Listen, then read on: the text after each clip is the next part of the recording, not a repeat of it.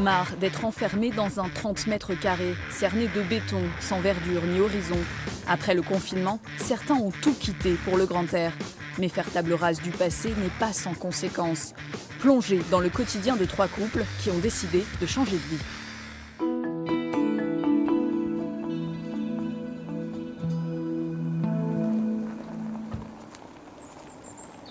Céline et Philippe rentrent chez eux entre midi et 2. Avant le déjeuner, Philippe emmène son chien Meursault faire une balade dans leur propriété forestière. Un luxe que ces Parisiens apprécient au quotidien depuis quelques mois. Viens par ici, viens. Depuis qu'ils ont fait de leur résidence secondaire en Sologne leur lieu de vie à plein temps. On entend les canards au milieu des arbres, le chien qui est bien. Enfin, voilà, on se ressource complètement entre midi. Enfin, moi j'ai cette chance de me ressourcer entre midi et 2 et je repars détendu, quoi. Donc c'est vraiment très très différent de la vie parisienne.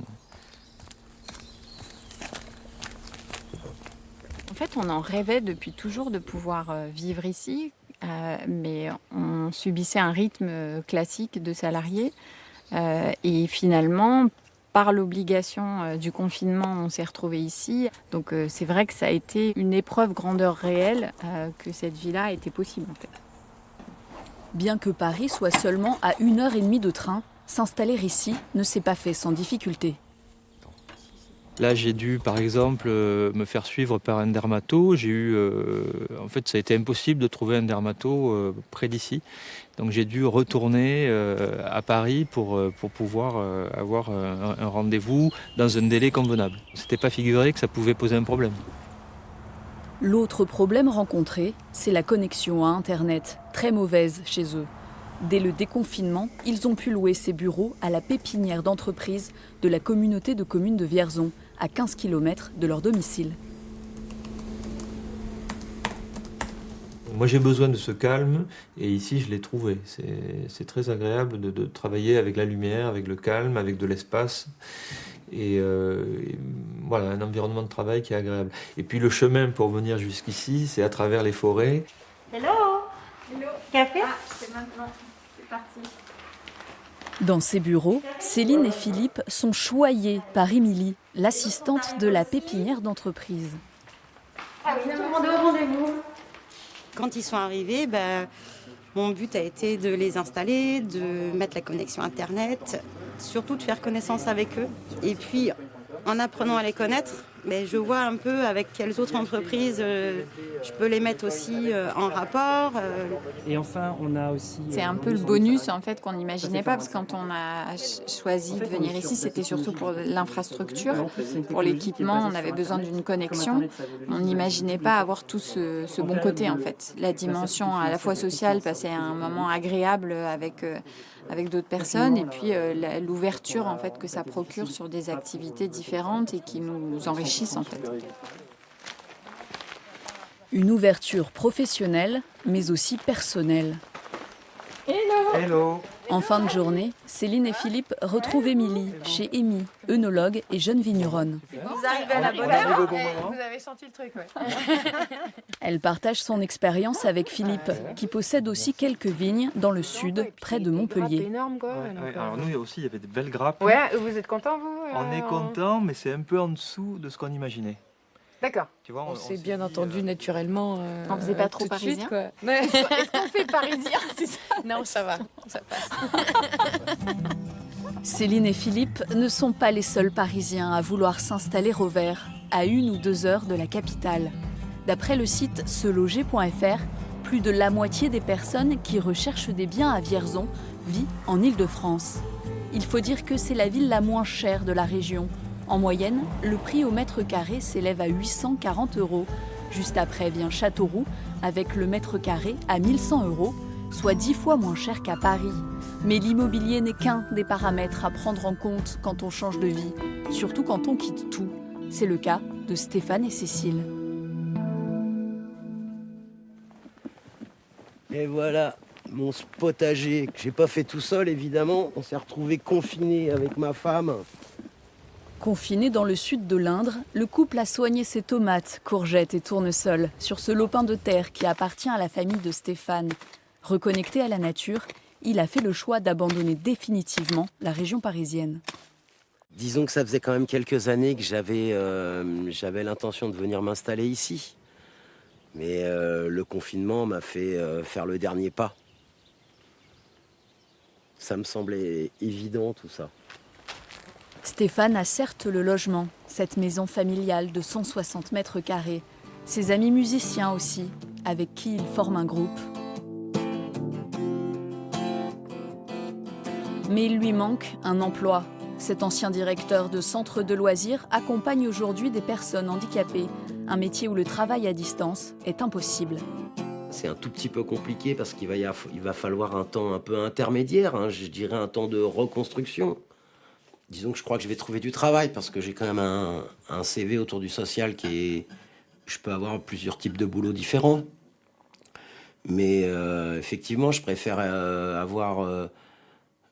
pauvre, c'est pas le mot, mais je préfère être pauvre ici qu'être pauvre à Paris. Voilà, je trouve que... on peut espérer un peu plus ici. Ce qu'il espère, c'est une meilleure qualité de vie, avec des produits achetés dans cette ferme qui lui rappellent son enfance. Surtout, il attend sa femme. Repartie en région parisienne, Cécile ne pouvait pas tout lâcher d'un coup. Ok, on avait l'envie d'aller vivre là-bas, mais on se donnait jusqu'en 2021. Et effectivement, là du coup, oui, moi je suis un petit peu chamboulée. Il faut aussi que je gère... donc ma fille, elle habite encore à la maison. Elle a perdu là, son emploi. Elle travaille dans un restaurant, ça a fermé. Donc voilà. Donc moi, j'ai besoin d'être sereine, savoir qu'elle est en sécurité aussi. Voilà, il y a plein de petites choses à régler. Alors qu'elle prépare une expo, Cécile doit aussi passer son permis de conduire et trouver un travail d'animatrice dans le sud de l'Indre. Ce matin, elle a d'ailleurs un entretien téléphonique avec Châteauroux Métropole qui l'aide dans ses recherches. C'est un petit peu compliqué parce que c'est une toute petite ville et en fait je me rends compte que ce sont beaucoup des associations qui gèrent le côté animation au niveau des écoles. C'est pour ça que pour moi c'était important que vous rencontriez mon collègue pour qu'il vous parle de tout le tissu associatif. À l'autre bout du fil, Caroline Forestier. Avec ses collègues, elle aide les nouveaux arrivants à trouver un travail, mais aussi un logement ou une crèche. Donc on disait vous aviez un peu de difficulté à trouver un médecin, si j'ai bien compris. Oui.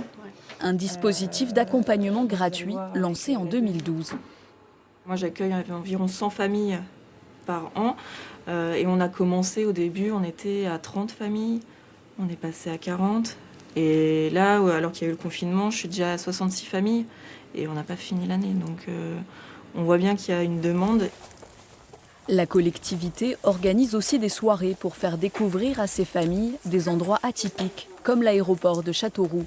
Une visite organisée avec l'agence d'attractivité de l'Indre, qui constate elle aussi un regain d'intérêt pour le département depuis le déconfinement.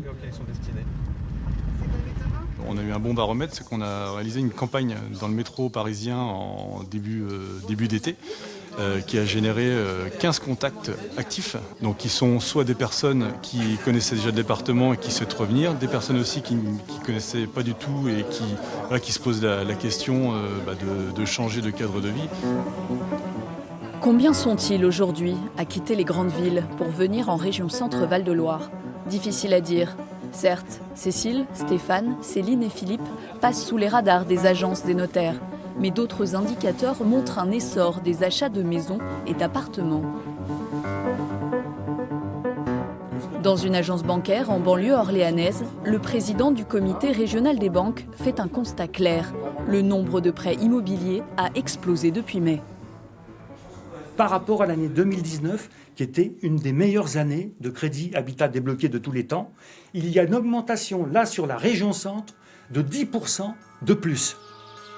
Mais on reste encore loin de la ruée vers la campagne. Si des secteurs comme Montargis ou Le Perche ont connu une forte progression des achats de biens depuis le confinement, les 3 lieux qui attirent le plus sont des villes, Orléans, Chartres et Tours. C'est d'ailleurs à Tours que viennent d'emménager Ben, Gwenaël et leur fils Vigo.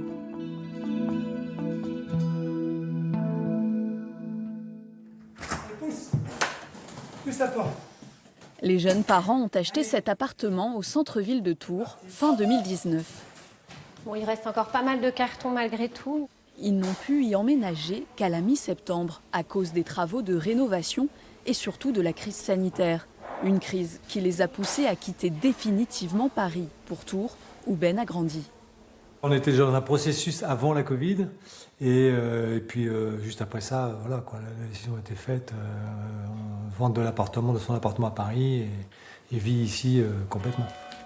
Ça offre beaucoup d'avantages. On est à 1 heure de Paris, c'est super réactif, on est tout de suite en dehors de la ville, très rapidement. Et nous, on va souvent à Chinon.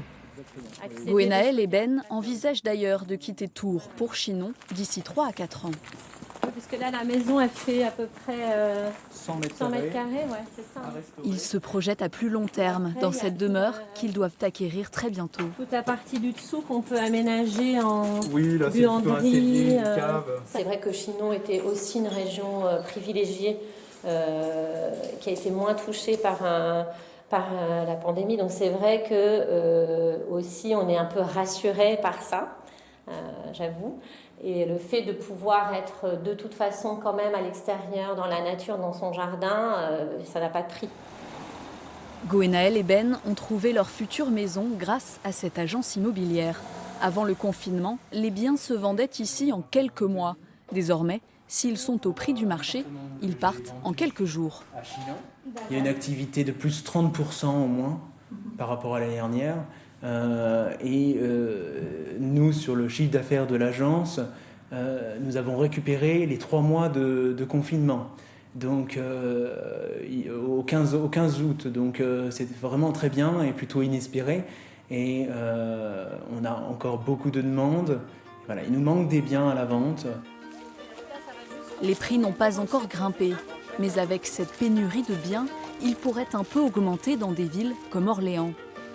Les Parisiens n'en seront pas forcément tenus pour responsables. Ils ne représentent en moyenne qu'un quart des acheteurs. Loin de l'image du conquérant étranger, beaucoup sont avant tout des exilés en quête de leurs racines. C'est vrai que c'est un vrai challenge. J'ai l'impression que justement tous les citadins se remettent un petit peu en challenge à travers ce qui se passe. En fait, on est en train de redécouvrir presque nos campagnes. On construit quelque chose de nouveau, on construit une nouvelle vie. Voilà, peut-être les 20 dernières belles années qu'on a à vivre. Et c'est vachement intéressant de se dire que ça peut se faire ailleurs.